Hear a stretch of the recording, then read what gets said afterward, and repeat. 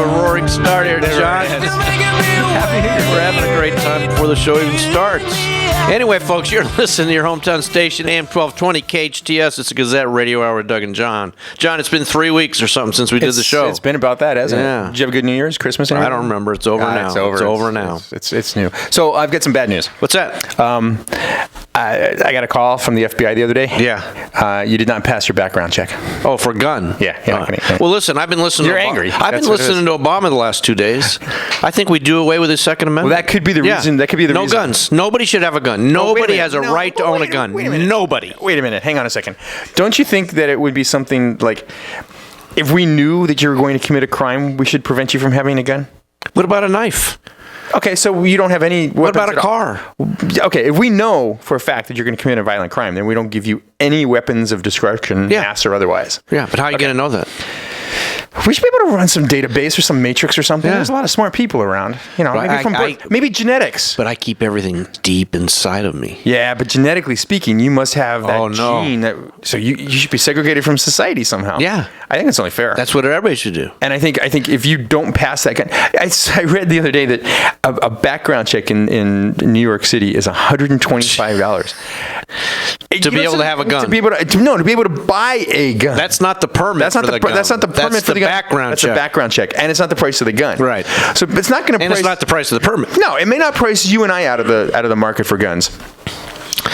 But it's going to price the people that I think need guns to protect themselves. Mm-hmm. You're talking about, people, law-abiding citizens. Right. Okay. And what about the ones that want to use them to do harm? They're not going to pay a fee or get a background check anyway. They're going to have to rob more in order to be able to afford a gun. That's the problem. It's going to increase petty theft. They're going to start stealing change. Okay? The 7-Eleven, the drop a penny, pick a penny thing? Yeah. They're going to be taking pennies out of that so they can afford the background check, so they can buy a gun, so they can commit a crime. It's true. Because they're not going to commit a crime if they don't have illegal guns. Let's just outlaw guns altogether. No, that's what I'm saying. It's not a bad idea because that's what Obama wants. Maybe we should outlaw illegal guns. Huh? I know, exactly. What about bow and arrows? Well, we should have those registered too. Although it says bear arms. Can you kill somebody with a big rock? Does that constitute an arm? Can you kill somebody with? It's going to cost you an arm and a leg to get a gun. Wait, I got a question. Can you kill somebody with a baseball bat? We have a right to. So the gun should only cost you an arm, not a leg. That's the problem. That's the Constitution. That's you see my point? There's a lot of silly points in this thing, and I think background checks they're not necessarily a bad idea. But we're not doing background checks for the Syrian refugees. Whoops. Okay. Well, Doug, it's been fun. We're probably going to get kicked off the air right now, probably. Really? Probably the government's listening. I need to get back to work anyway. Okay, all right. You're listening to Gazette Radio Hour with Doug and John on AM-1220 KHTS, Santa Clarita's hometown station. We're back. We're after this. Horribly back or something. I don't know. All right, we're back after this. Hello, everybody. Doug, when they point at you, we should stop talking and start talking. I'm sorry. You're listening to your hometown station, AM-1220 KHTS. It's the Gazette Radio Hour with Doug and John. We're in every Friday at 2 o'clock. It's the Radio Digest version of the Santa Clarita Gazette for all you need to know to be in the know. Have you been practicing over the holidays? No. Yeah, I can tell. Can't you tell? Yeah.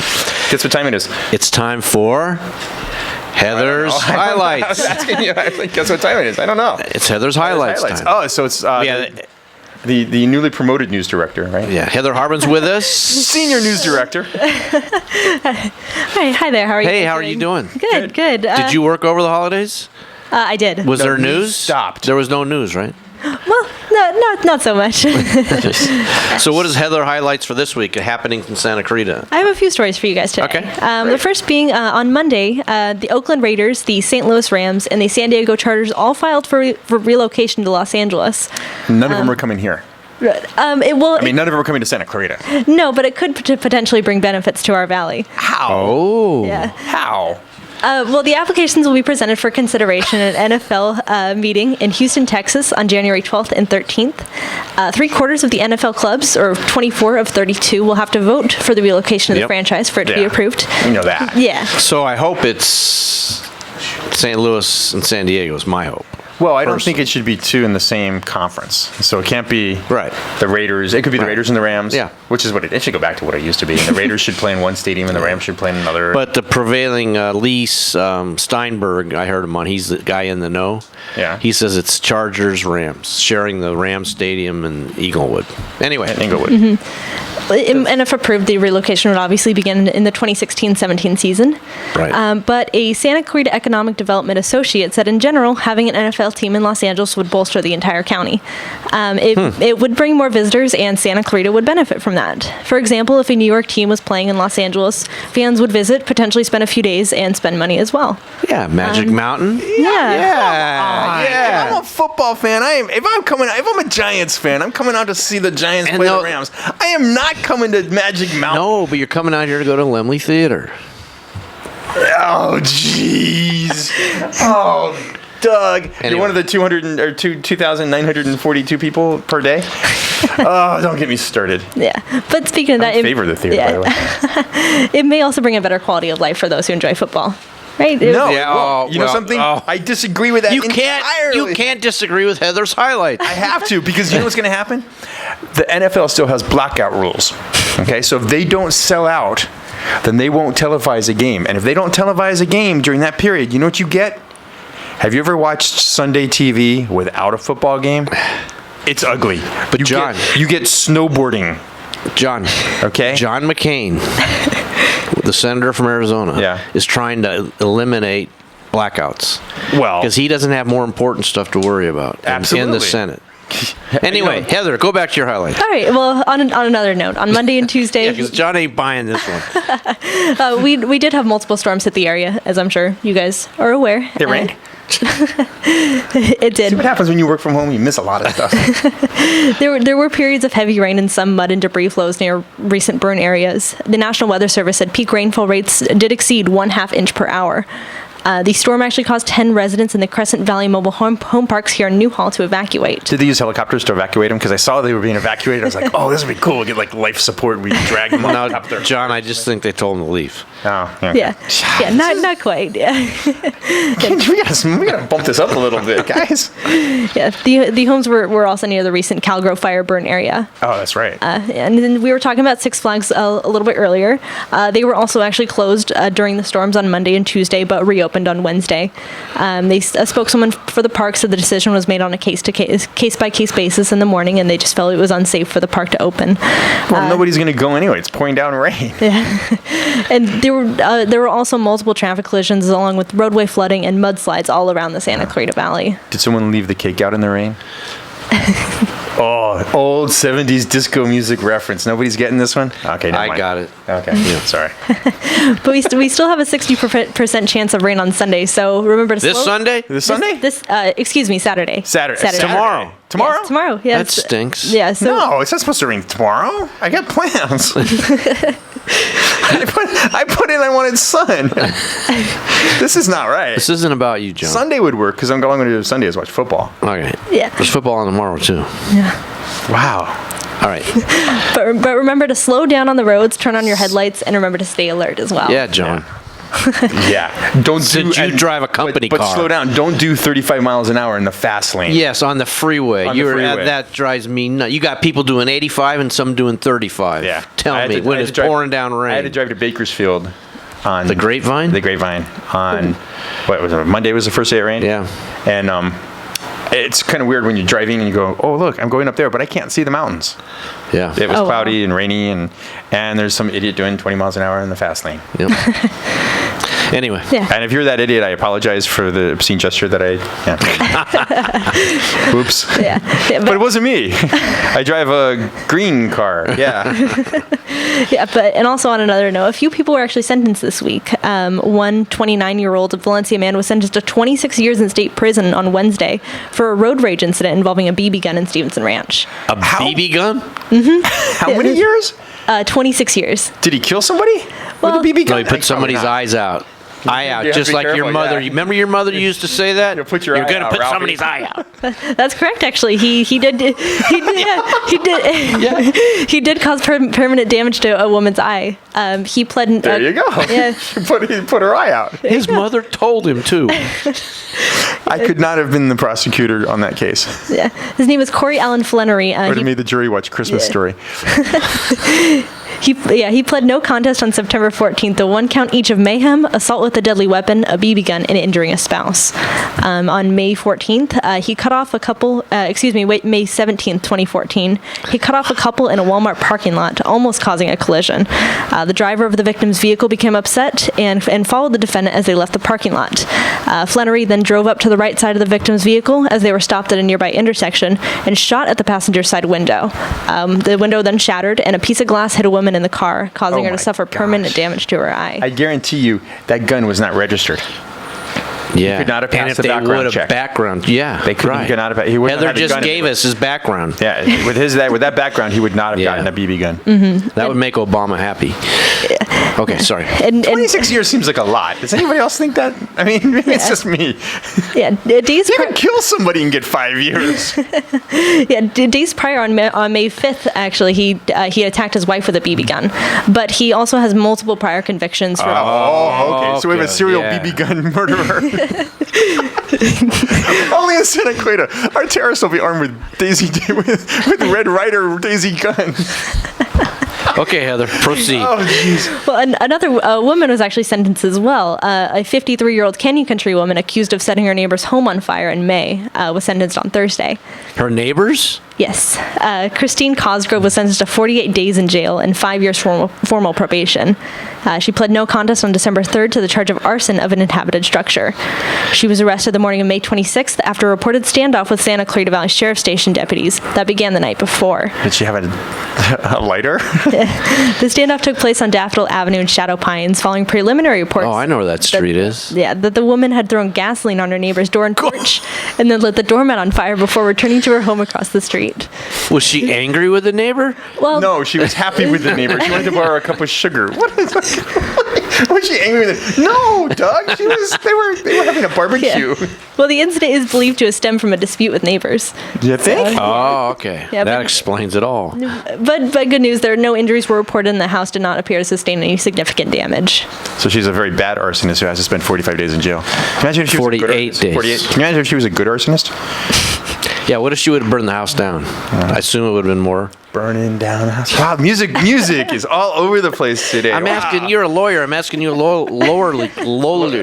attorney question. Wait a minute, what was it again? A Lollerly. Anyway, go ahead, Heather. Sorry. On a lighter note, though, a 55-year-old That was funny. That was funny. a 55-year-old homeless man was actually reunited with his possessions on Tuesday after he lost his backpack at the Walmart in Stevenson Ranch, where that other incident actually took place. Wow. Did he find a BB gun too? Careful, you can't joke about homeless. Why not? We're politically correct on this show. Yeah, the backpack. Oh, so they're residently challenged? They're not homeless, they're residently challenged. Everyone's counting. Doug, you're laughing. It's okay to laugh.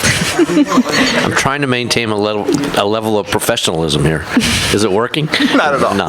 Yeah, well, the backpack contained his wallet and important papers. It was found by store employees of the Walmart, who then turned it over to the sheriff's station. Oh, that's kind of nice. Yeah, a Be on the Lookout flyer was put out with this man's picture, and one detective with our sheriff's station made it his mission to find him. As the detective was driving in Newhall, he spotted a man getting on a bicycle and turning a corner. In the few seconds he caught a glimpse of him, he noticed it looked just like the man on the flyer. He immediately turned on his patrol car's colored lights and gently followed the man across around the corner to a side street. That's a good story. Yeah. The man on the bike didn't notice him, so the detective briefly put on his car siren. The backpack was returned to the homeless man, and the detective told him about the honest store employees that turned it in. Can you imagine That's a great story. you're riding your bike, and all of a sudden the cops put Yeah. the flashing lights and the siren. I'd be like, oh no, I'm in trouble. So is that it for Heather's highlights? That's it for Heather's Highlights today. Wow, Good that was ones. Yeah. Yeah. Thank you, Heather. Heather Harbin, everybody, the Thank news you. director here at I feel like we should give her KHTS. a round of applause. There you go. It is radio, but no, and I'm sure the people in the cars are clapping right now. So Thank you'll get back to thank your desk you. because there'll be a couple accidents. People weren't paying attention. They were wow. clapping for you, and they rode off the road. Does your Okay. family know you do Heather's highlights?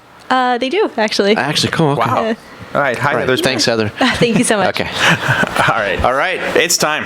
We got to get serious now. Well, yeah, like we weren't before. Getting serious at some point in time. It is time. Okay. And now I won't joke around. Okay, I will not interrupt this person. I will listen to what this person has to say because this person can sneak into my room and kill me in the middle of the night Yep. and I won't even know it. Yep. It's our national correspondent Robert Patrick Lewis, who I think is on the phone, right? Yes, sir. Can you guys hear me? Sir, yes, sir. Thank you, sir. How you doing? Now it's happy fun time. Yes. Sir, yes, sir. It is, sir. As you wish, sir. How high, sir? So, Robert Patrick Lewis, is there anything going on in the world these days? Yeah, it's a pretty interesting day, week, month, Would you year agree so with far. Yeah. the guys on my favorite network, Fox? They keep saying the world's on fire. The world's on fire. Would you agree with that assessment? It all depends on the way you look at it. You know, like for me, I think today with the stock market doing what it's doing, it's an amazing opportunity, and I'm about as happy as a pig doing what pigs do. So it just depends on the way you look at things. So you're happy that China's falling apart? Well, so if you read my article in the Gazette about the 100-year marathon a couple of weeks ago, I believe it's a farce. I believe it's an act of misdirection. But for me, I'm a value investor, so I love it when stocks tumble because I buy dividend-bearing stocks like Apple and Johnson & Johnson and Exxon and things like that. When they're at lows, they pay dividends no matter what. You maintain them, you keep them, the stock market comes back eventually, and you do really well. Exactly. So why did the stock market tank? Was it because of China this week? Well, and see, that's the thing. A lot of people blamed it on that, but investors have had multiple reports of China doing the same exact thing in the past. There's nothing really new came out that started this. We actually had today a stronger than expected U.S. payrolls report came out, right? So they're saying you talking about the unemployment? Stocks and payroll, right? Yeah, for unemployment basically. So it's better than they expected, which means it should be going up. But Patrick Lewis, I'm sorry to interrupt you, but I have an issue with that because they also reported the labor participation rate, which is at an all-time high of 62%. Yeah, that sounds about right. So, Yeah, that's the problem. This is all stuff that we've known for a very long time. Right. So it's not like any of that was new news, especially new news that should be sitting in the stock market careening like that. Yeah. It could be a bit of anxiousness, just jitters, the new year. I don't know. I've been saying the sky has fallen for the better part of 6 months, saying that, hey, the stock market's going to have a major correction sometime soon. Anybody that's listened to this on Fridays, I've been saying that for quite a while. Maybe this is it. Maybe it's not it. I just know that I have trigger alerts for whenever stocks get below a certain price for me to buy. So I'm buying everything I can buy right now. Well, here's the question. I mean, is it really going to matter? Because Bernie Sanders is going to be our president, and he's going to redistribute all your wealth anyway, right?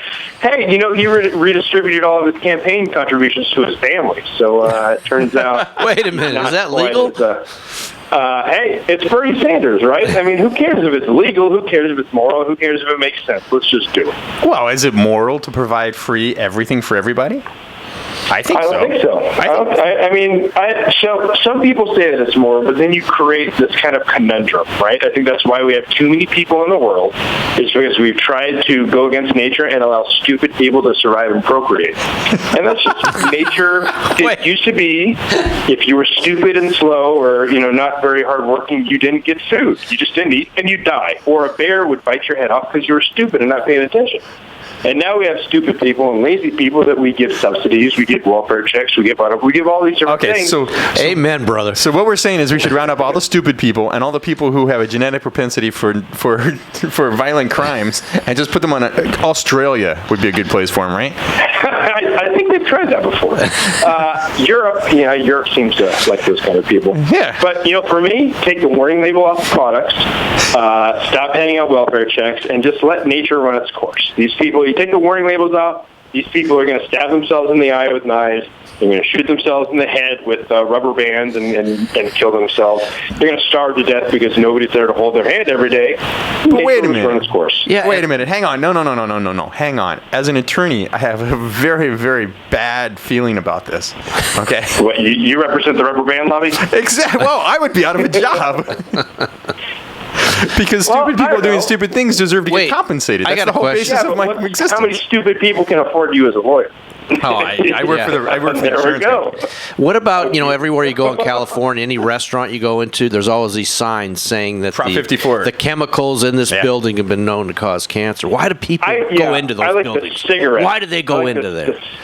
I like the cigarettes that say that these cause cancer. The thing that really bothers me, like in a bar, you used to be able to smoke in a bar, smoke a cigar in a bar. You can't even smoke in a cigar store now. Yeah. And again, as an adult, if I make the choice to go into a bar where I'm going to put alcohol in my body that I know is not good for me, why is that a place where people should be picking and choosing what kind of, if a bar wants to have cigarettes, let them have cigarettes. If a cigar shop wants to have cigars, let them smoke cigars. We know of a certain establishment in Santa Clarita that is having difficulty with a hookah lounge and the smoking regulations. Yes. It's like, serious? It's just getting to be too much. I mean, that's the thing. Like, you need to be allowed at some point. Again, this is the whole idea of a republic versus democracy. In a republic, which the United States is, the individual's rights supersede the rights of the masses. Where in a democracy, it's the stupid, huddled masses that are allowed to trample your rights every point they want. Well, you realize your vote doesn't count in California, right?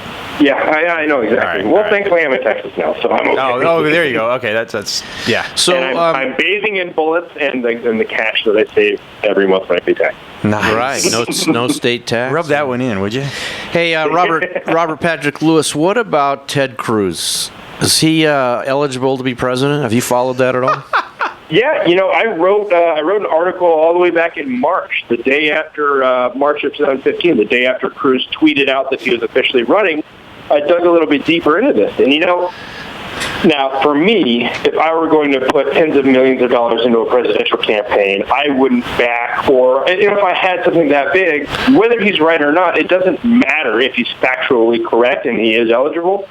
The thing that really matters is the public opinion, and whoever it gets down to, it's him versus the hundreds of millions of dollars behind Hillary. Mm-hmm. That's going to be a big issue, and the truth no longer matters. Marketing matters. If somebody can sway people of their opinion, and that will be a huge part of it that he's announced, well, it's going to go. But if you look at a huge conservative base, anybody who supported the birther movement against Obama, who actually supported it, they're not going to vote for Cruz because while a lot of people are stupid, nobody likes to be wrong. And if you supported that movement and said Obama was from Kenya and he couldn't be president, then you cannot vote for Cruz and not call yourself a hypocrite. Yeah. And that's where you kind of get into these issues of, they might be right, they might be wrong, but that doesn't matter. What do people think? That's what matters. I wonder if some of our listeners don't know what we're talking about. Would you gentlemen want to enlighten the listeners of the issue? Go for it, Doug. Go ahead, Rob. So he was born in Canada, but he was born to a Cuban father and an American citizen mother. And so by the rules as they're black and white stated, if you're born to an American citizen, you are born a naturalized American citizen. Well, it's even worse than that. Let's go back to the Constitution. You have to be a natural citizen in order to be eligible for president. That's one of the several 14 years of residency and 35 years old and everything else, okay? Right. That's number one. Right. So then the issue becomes, what is natural citizen? Okay, what does that mean? And there's been this thing has been pounded into the ground a gazillion times because going back to John McCain, actually going back to Senator Barry Goldwater, you know where he was born? Arizona. At the time, Arizona wasn't part of the United States. So guess what? Was he a natural born? Yes. Okay, because his parents were citizens. John McCain was born in Panama. He was born in Panama, but he was born to America. It's a natural citizen is someone who gets United States citizenship at birth without having to go through a naturalization process. Right. Thank you. Next. Move on. Turn the page. So let's talk about something else. But again, I mean, that's, with our 24-hour news cycle, those people need something. They need to make a mountain out of a molehill. And when you're getting down to it, this is why the best and brightest of our society no longer run for politics. This is why we get these miscreants and these megalomaniacs and these horrible wastes of space that we get running for president and other offices. That's why I'm doing a radio show. Wow, the best in Bryson. But Robert, the reason this came up, and we're about to go on break, and hope you can stay over, is because Donald Trump brought it up. So when we come back, I want to get your take on the Donald. Okay. And then we can talk about guns, too. And ISIS. We're not sure that they're all and I want to talk about Hillary. What happens if Hillary gets indicted, which they're saying is closer than ever? The FBI. Yeah, they've been saying that about Obama for the last 8 years. Do you think Doug did bring up a good point in his rant in the Gazette? Do you think she's going to go see the Benghazi movie? Man, I would pay. Oh God, we should all send her. When it comes out on DVD. Yeah, send her to every true-blooded American should send her a copy. All right, you're listening to Gazette Radio Hour with Doug and John, our special guest Robert Patrick Lewis on AM-1220 KHTS, Santa Cruz hometown station. We are back after this.